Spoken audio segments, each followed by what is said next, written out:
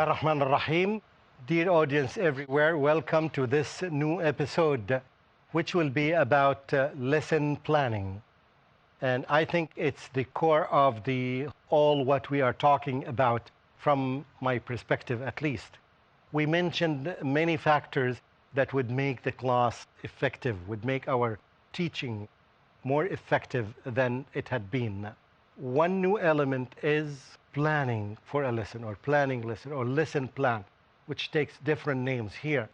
And if we go back to the flower model here, my idea is that that we may make some changes here to add this concept of lesson plan. Where would you think that we put it? Beside interactivity or here? Where exactly do you want to put it? Yes? Under the title, Variety of Teaching Methods. Variety of teaching methods. Another opinion? Distributive focus. Distributive focus. Another opinion? Yeah, my own opinion, I mentioned it, but you didn't pay attention to it. I would take effective teaching and put it on here, the title here, and I would put in the middle here, lesson planning. In the middle. It's the core of what we are talking about. All these factors, I think they are actions. All of them are actions. Lesson plan talks about planning, and you cannot act without planning. You cannot build a house without having a plan, at least in your mind, what do you need in this house, right? So you need to plan before. So planning ahead is the most important thing. Lesson planning, definitely depending on our experiences and our expertise, it would differ. But at least we need to come to an agreement of how many elements, or what are the elements that we need to put in a lesson plan. Now I think we have something. I need, if you can put them, start from the top. Tell me what would be on the top of a lesson plan. Yes? The topic of the lesson? The name, the lesson plan, we have 1 or 2 pages. So do you mean the name of the lesson? Yes. Okay, the name of the lesson. What else? The name of the teacher, the grade, all these important information. Would you put it on the top? Yes. This is your viewpoint? Yes. Okay, I have a different viewpoint. What do you think that comes before this even? Then the objective of the lesson. Objectives? What do you think that comes before this? It's opinions, it's nothing. My opinion, if I'm designing one, yes, I will design it that way, yes. Prior lesson plans. Yes. Prior lesson, you mean what? Experience? Prior lesson plans result. Oh, the results. Assessment. Yeah. Were you here in the first 2 days? Yes. See, experience makes difference. So I think I would do it. I would get an arrow, and they would say that the arrow refers that it's coming from the past, right? The results. What problems did you have, yes, in the exam, when you analyze the exam? You found such a number of students having this problem, so I would put it on the top. Before the name of the new lesson, we didn't get into the new lesson yet, right? And then I would follow it up by what you have said, that the necessary information that you need. The name of the teacher, the class, the grade, the period, because this is a document. Sometimes you need to refer to it. Okay. And after that, immediately, what do you think would come? By the way, when I ask you, do you design your own when you are going to present your lesson, inshallah, while you are sitting in 5 minutes? It's up to you. It's just an opinion. That's what I feel. You can argue with it. Okay. What comes after this? Now we are starting the lesson. Huh? The aim and the objective of the lesson. The objectives of the lesson. Remember, we talked much about the objectives. We described them by 3 words. So it's either you specify the objective that you want to achieve today, or the objective you want to achieve by the end of all lessons. So they say that now, achievable, measurable, specific, and the time frame. You find many books, by the way, are written about learning objectives or learning outcomes. And also in the lesson plan, remember that when you do this, you need to spell them out and share them with students. Some teachers would ask the student to come and read them. And would ask the students, are you able to explain? Can you explain them to the others, to the whole class? Instead of the teacher doing everything. The teacher is writing or doing anything else while he is using the time effectively, and he is using a student to explain them to the others. You have to share them with the students and be sure that the students understand them. Okay? And usually 2 or maximum 3 is more than enough. Don't write a list of them. Some teachers are smarter in using the time effectively, right? They don't use the board, right? They may type them in computer. At home, they use their own home, right? They write them very well, right? And then they print them large font, and they ask one of the students to put them. In this way, first of all, you have the objectives. You've done your effort this time, but you have them all the time. So you will not do the work again. Remember, when you go to another class, you don't need to rewrite them again. When you go into next year, you don't need to do them again. You already. This is the beauty of having a computer. If you have data show projector, you already don't need anything. You just show it to the students, right? Ask one student to read them and see how time management is very important. In every step it is very important. Okay, so you share them with the student. I told you about a good practice about this. A Syrian teacher, yes, he wrote the objectives on the board, and he asked the students, during the time of my class, whenever you feel that we covered this objective, please come to the board and check it. So he's busy teaching, and from time to time you find this student is coming doing this, or this student is coming to check number, and he didn't put them in order. So he wanted to be sure that the students understand what's going on. It was an amazing, and I think this is one of the best practices in terms of lesson objectives. I hope you benefit from it. If you do it and an inspector or the principal comes to you, to your class and sees this, even if he doesn't know what we're talking about, he will know that you are an outstanding teacher. Remember, you are not doing the job for the sake of your principal, right? Okay, good. What else would come after lesson objectives? Okay. The resources involved in preparing the lesson. I think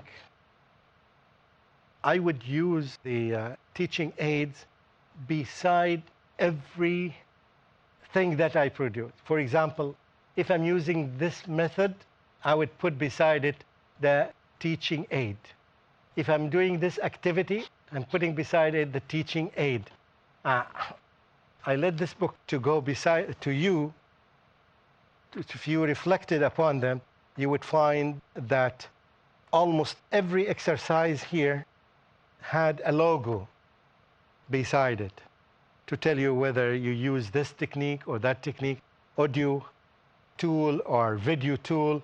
So I meant it to be like this to make it helpful for the teachers and the students to know what tool to use. So exactly, when you put an exercise or we put a task or an activity, put beside it what you're going to use, as whether it's flashcards, whether it's sheet work, whether it is a video clip beside each task. I think this is my opinion, and instead of putting them in order. So I would focus on the tasks that I'm going to do and the activities, yes. I would say the task or the activity, the teaching method, and the teaching aid, the visual or the audio visual. I would put them in that order. Task, right? Or number of exercise, and then beside it, use to achieve it, and finally I would put the aid. We may change this after some time right now. Right? When somebody would put an idea here, we can change it. I think it's time to take a break, and then we'll come back inshallah. Don't go away. Assalamu alaikum wa rahmatullahi wa barakatuhu. Hush, little baby, breathing so calm. Bismillah ar-Rahman ar-Rahim. Welcome back after the break. Let's continue our discussion about lesson planning. The last point that we mentioned before we say the last, can you remind me of the things that we mentioned from the beginning? The first thing is that the results of, right? That not the results, the analysis, right? or the problems that resulted in the previous exam. Then Topic. facts about this. The name of the teacher, the name of the class, right? The period, the whatever. Okay. Then after that we said The objectives of the lesson. learning objectives with the characteristics of learning objectives, right? What are these 4 characteristics without looking at them? Achievable, measurable, specific, and We speak time very bound. well Specific in and groups, right? Time bound. Okay. So first one Achievable, is achievable. Achievable. something to be done, something realistic. Measurable. Measurable. Is measurable. Third is Specific. Specific. which I think it falls under measurable, right? And Time bound. time frame, the bound. time frame of it. Okay. Some other people added something to this, said that the degree of performance,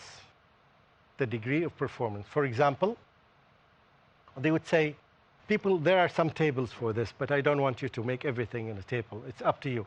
They say that by the end of the lesson, and they specify it is 40 minutes, student would be able to memorize 5 ayat from Surah Al-Baqarah without making a mistake, or making 1 mistake, or making 2 mistakes. See, very specific. So the only thing that's allowed for the students to get outstanding is to make 2 mistakes or no mistakes. It's up to you to decide. You are the one who has. Here the question of expectation. So you're raising the bar from time to time. In the first year, you were very gentle. You allowed the students to make mistakes in 3 words. Now in the second year, you said, no, it's only 2 mistakes. You are the same teacher, the same Quran, right? But you're raising the bar. Okay. You see how things correlate with each other. Okay, تفضل. Any other thing? What's after learning objectives? Said that preparation for the lesson. And what we mean preparation for the lesson is what? Linking the lesson with prior knowledge, with previous lessons or other. So this would be before you begin into the lesson. Okay? This is the exact place of it. Remember when we put it with links in general. But this is the place that we can put it.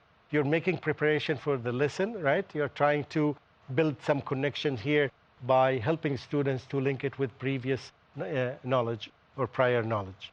Very good. Now we come to the activities and tasks. Reading a text, for example. The method, you say, you specify the method if you can, right? And then you say that the resources that you're going to use. Or the activity. What is the activity?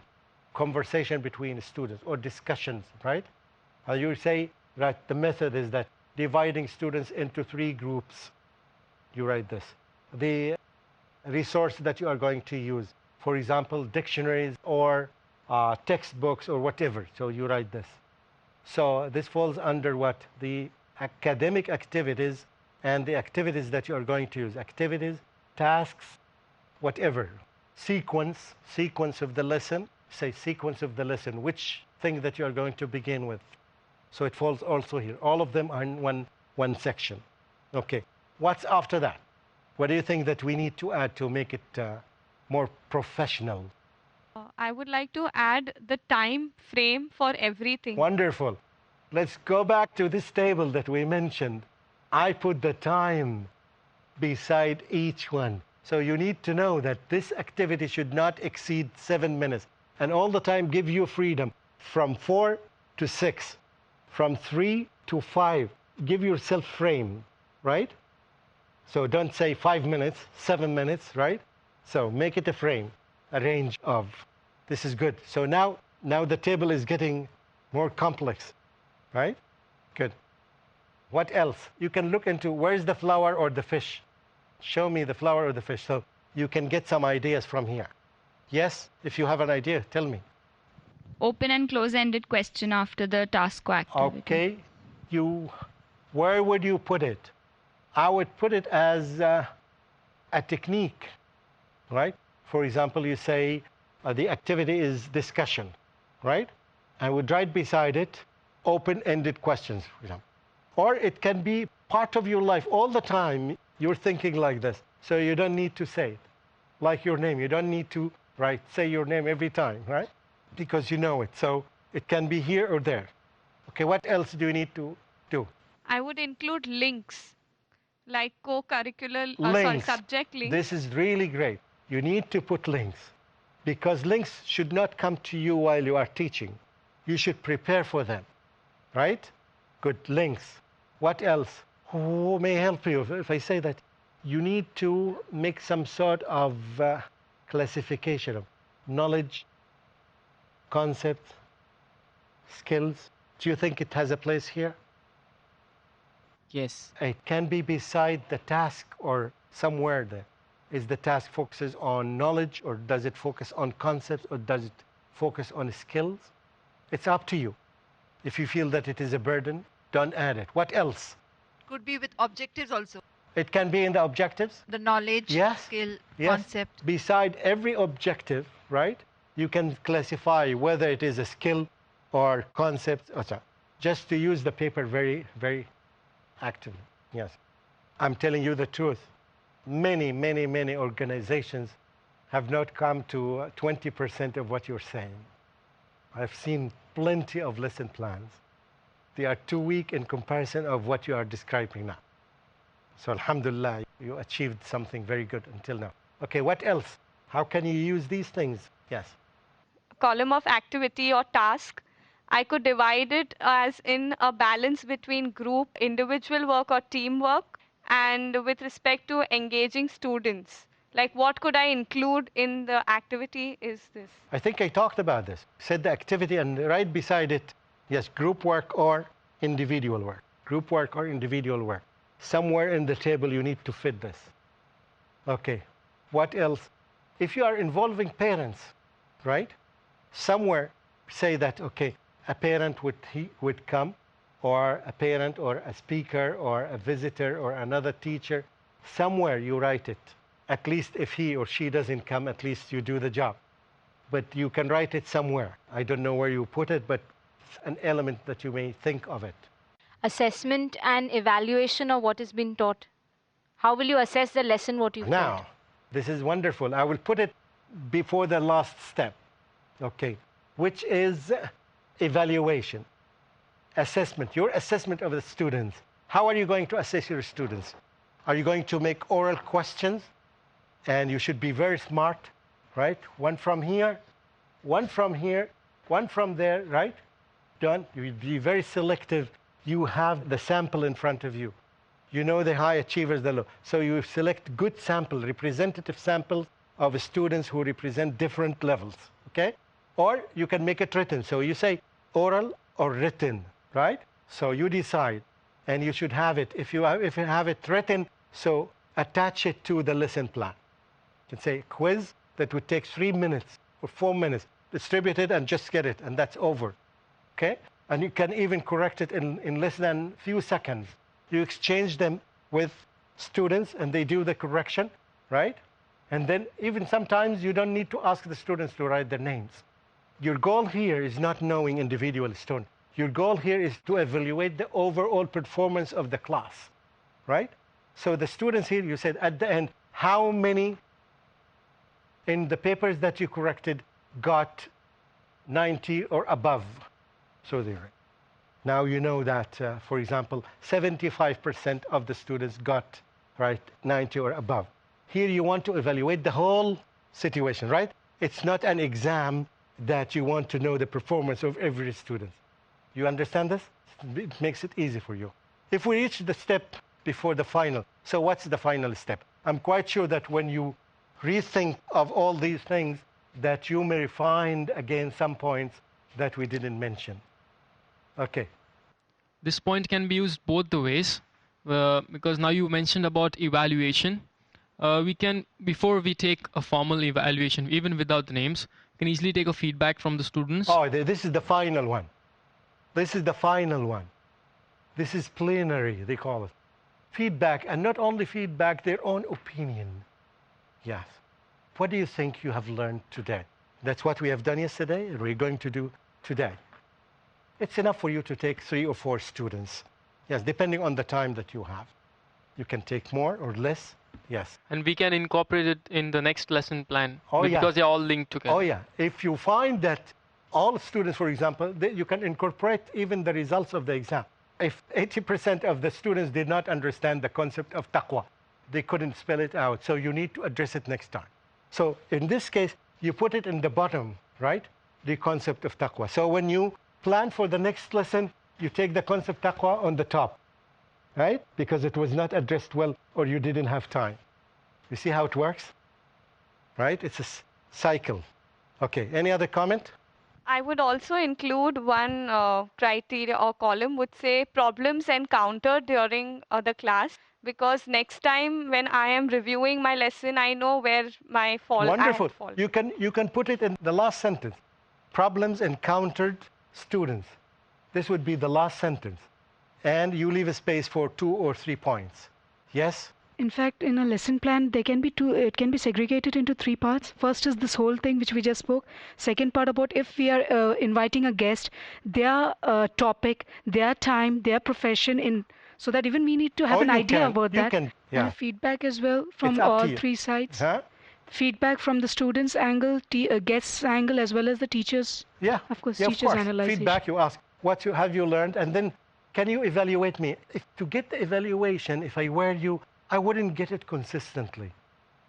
I would get it only, right, at the end of every week or at the end of every month to evaluate you. I wouldn't get this every day. It's time consuming, right? So you can, from time to time, depending on you, it's up to you. I myself wouldn't do it every day. You know that in the USA, we do it at the end of the semester, once. So if you do want to do it twice, it's up to you. They evaluate you. Okay. Well, they can evaluate the presenter if you're going to need him, if he's another teacher. But if he's a parent or something, it may be sensitive, so you ignore that. Okay? We are approaching the end. Any question before we close? Now we have clear idea, right? I hope you wrote all of them. Can you show them on the screen for them? So if they forgot something, yes, we'll give you a few minutes to do this before we begin the next one. Or you can do it while we are talking in the next time. Jazakumullahu khairan. I hope you benefited from this session. Assalamu alaikum wa rahmatullahi wa barakatuhu. Little baby, pure and small, He created you, He created us all. Hush, little baby, don't you fear, we're never alone when Allah's so near. Hush, little baby, breathing so calm, He'll protect us all and keep us from harm. Hush, little baby, still and serene,